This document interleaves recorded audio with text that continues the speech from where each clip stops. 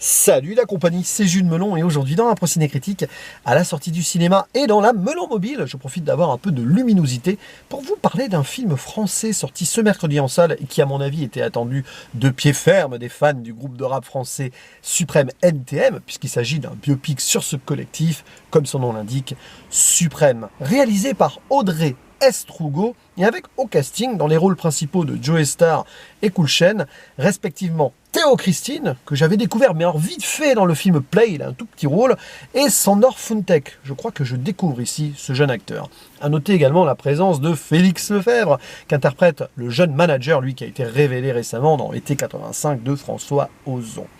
Alors ici, on se concentre avant tout sur les 3 premières années de la formation francilienne, entre 1989, les premiers pas, etc., et 1992, leur premier zénith, entre escalade vers la gloire, mais aussi confrontation, problème entre les deux leaders, hein, mais aussi familiaux pour l'un d'entre eux, le jeune Didier Morville, alias Joey Starr.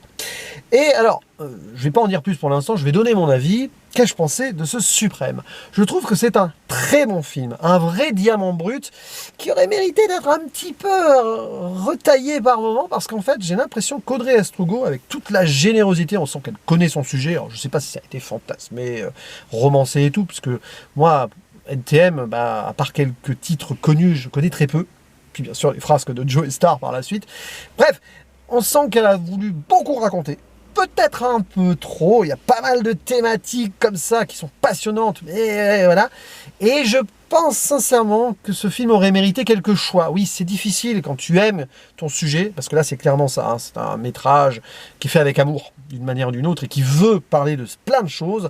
Et bien à un moment, voilà, ça vivote à droite à gauche, et on ne sait plus trop où donner de la tête. Cependant, quand même, pris à part, chaque moment, chaque focus est passionnant, rendu avec intensité par une mise en scène vraiment, on va dire, travaillée, que ce soit parfois sur des montages saccadés un peu sur scène et tout, mais aussi des plans séquences dans des moments clés, notamment l'enregistrement, voilà, une confrontation familiale, il y a pas mal de moments comme ça, une scène qui se déroule, je crois que c'est à Mantes-la-Jolie de nuit, où ils chantent de façon illégale dans un terrain vague parce qu'ils n'avaient pas la salle, pas mal de moments comme ça extraordinaires où la caméra bouge et nous fait découvrir un peu l'envers du décor et la passion que ça génère, mais forcément à certains instants, hein, y a presque trop de choses, mais il y a autre chose qui est génial quand même dans ce film. Je parlais donc de la façon de filmer et tout, mais aussi les acteurs principaux. Parce que Sandor Funtek et surtout Théo Christine, parce que moi, il crève l'écran. Parce que, j'expliquerai pourquoi aussi après, sont magistraux, complètement impliqués. Je crois que c'est eux-mêmes qui rappent leur partie. Ça se sent en tout cas, quand ils sont sur scène, ça n'a pas l'air d'être du playback, vraiment pas. Et puis à un moment, dans des dialogues, ils rappent, quoi. Enfin, ils se répondent, notamment la première fois où ils écrivent ensemble. Je crois que ça a été un petit peu créé pour le film, parce qu'ils n'ont jamais vraiment écrit ensemble, les deux. Et voilà. Alors pourquoi surtout Théo Christine? Parce qu'en fait, le film nous fait rentrer dans l'intimité de Didier Morville, alias Joey Starr. Plus que Bruno Lopez, alias Cool Chain. On voit vite fait le père devant le foot à un moment, mais bon, hein, on sent qu'il ne veut pas devenir couvreur comme lui, bon bref. Mais c'est surtout le personnage de Joey Starr ici, qui est très touchant, parce qu'il a une relation avec son paternel très complexe, très dure, qui donne lieu à 2 scènes magistrales, notamment une où il fait face, il pète un plomb devant lui, le père reste stoïque et tout. Mais alors, grande performance de Théo Christine ici, qui a complètement intégré la dramaturgie de son protagoniste, sans pour autant singer Joey Starr. On pourrait croire, pardon, qu'en l'écoutant, on entendrait oh ouais, tout, bref, je le fais très mal, Joey Starr. Enfin, à l'époque, je le faisais mieux, mais là, j'ai pas préparé mon sujet, je vous avoue. Voilà. Bref, c'était gratuit, il fallait que je la fasse. Ou pas, j'aurais peut-être pas dû. Mais non, il n'y a pas trop cette voix rocailleuse et tout. Alors peut-être qu'au début, il l'avait moins, et qu'on voit quand même dans le film, il prend un petit peu des drogues, il boit, donc peut-être que sa voix s'est esquintée avec le temps, je ne sais pas. N'hésitez pas à dire dans les commentaires hein, sur la justesse, etc., des faits, etc., pour s'il y a des connaisseurs qui passent par là.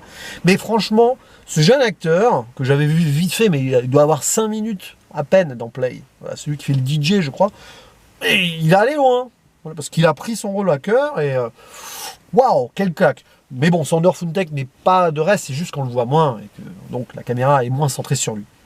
Donc il y a tout ça, leur confrontation, leur amitié qui parfois bat de l'aile quand il y a une évolution. Hein. Au début, c'est un collectif avec, je crois, plus de vingtaine de personnes, grosso modo. Et puis à un moment, il faut faire des choix là aussi, ce que le film n'a peut-être pas fait, mais on peut pas amener tout le monde en tournée. Le tour manager arrive, d'ailleurs c'est un rocker, le tour manager, ça me fait marrer parce qu'il y a une histoire aussi là-dessus, je vais en parler. On peut en amener que 8, mais bon, après ils viennent tous en voiture derrière, ils tirent des caisses quoi. Mais à un moment, ça dégénère dans les hôtels, donc Joey Starr décide de choisir le succès. Pas à pas du gain, parce qu'il veut se prouver lui-même pour son père qu'il existe. Enfin, il peut prouver à son père qu'il n'est pas juste un raté. Donc, ça peut se comprendre, mais en même temps, il se monte un peu la tête avec aussi cette pression qu'ils ressentent et les erreurs qu'ils peuvent commettre. Donc, c'est très bien, tout ça. Après, ouais, je vais en parler, tiens, puisque j'avais ça en tête. L'aspect musical, très bien. Moi, je suis pas un grand fan de rap, mais j'aime bien. J'ai aimé certains morceaux de NTM plus jeunes, et puis là, voilà, le rendu sur scène, tout ça, ou pas sur scène, hein, parfois un petit peu à l'arrache comme ça, avec des moments assez tendus, c'est très très bien. Il y a peut-être un peu trop, là aussi, à l'idée de faire des choix, peut-être enlever 2-3 passages musicaux, pas forcément chercher à combler les fans, mais plus raconter ce qui aurait été dans la profondeur. Donc voilà. Et à cette scène extraordinaire, je crois que c'est à Poitiers, où ils vont jouer devant des punks ou des rockers, et ils vont se faire accepter les rockers. Moi-même, étant plus un fan de rock metal, voilà, hein, tout ça, je trouvais déjà à l'époque que NTM, c'était vraiment une version très rock du rap. Et c'est pour ça que j'appréciais bien. Et bien dans le film, c'est dit, c'est expliqué un petit peu, et ça, j'aime bien l'idée, parce que c'est vrai que leur punchline, le côté anarchiste, si vous voulez, bon après, côté énergie sur scène, on le retrouve dans NTM. Et à un moment, il y a une communion avec les fans de rock qui se laissent totalement emporter par la prestation de Joey Starr et de Cool Chain et de leur compère, camarade autour. Donc voilà. Et puis, donc, il y a une autre lecture intéressante dans le film. On le voit d'emblée avec François Mitterrand qui parle, la jeunesse des banlieues et tout, à l'époque. Pas mal de violence, oui, de la police, et les médias qui essayaient de faire peur, etc. Ça n'a pas forcément beaucoup changé là-dessus. Il y a eu d'autres problèmes, voilà, récemment même. Je crois que ça fait référence à des faits d'actualité au-delà entre 1989 et 92, avec des petits encarts comme ça. Et je pense que Audrey, donc la réalisatrice, j'ai oublié son nom, Estrugo, pardon, a aussi voulu montrer cette réalité-là. Et on voit ici Joey Starr et Cool Chain qui se battent avec leurs paroles, leurs punchlines sur scène, et pas avec violence, etc. Mais ils ont quand même leurs propos. Le souci, c'est que c'est un peu noyé dans leurs problèmes personnels, dans la montée vers la gloire, et tout ceci mélangé fait que, je parlais de diamant brut en intro, c'est ça. C'est extraordinaire sur le papier, mais il aurait fallu ranger des choses, faire des choix, ou alors faire un truc carrément de 2h30, 3h, mais bon, ça aurait été peut-être un peu trop. Ou faire ça en plusieurs parties. Cependant, je dis ça, mais là, on voit que les 3 premières années, si le film fonctionne, pourquoi ne pas avoir un Suprême 2 ? Et ce qui se passe entre 1992 et après, je ne sais pas, il y aura forcément des choses à raconter. Je balance l'idée comme ça, je ne sais pas si c'est prévu.